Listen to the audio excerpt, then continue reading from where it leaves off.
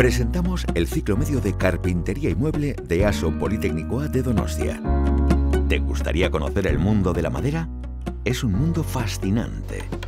Te familiarizarás con las distintas especies de árboles, conocerás las propiedades de la madera y tendrás la oportunidad de trabajar con naturaleza en estado vivo para fabricar muebles a medida.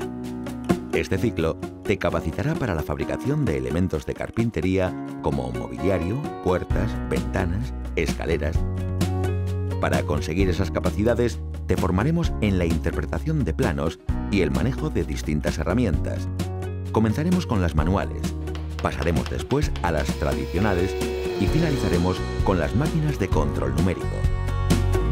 Una vez realizado el ciclo, tendrás la opción de empezar a trabajar en la industria de fabricación de muebles y elementos de carpintería o como carpintera o carpintero y ebanista a cuenta propia.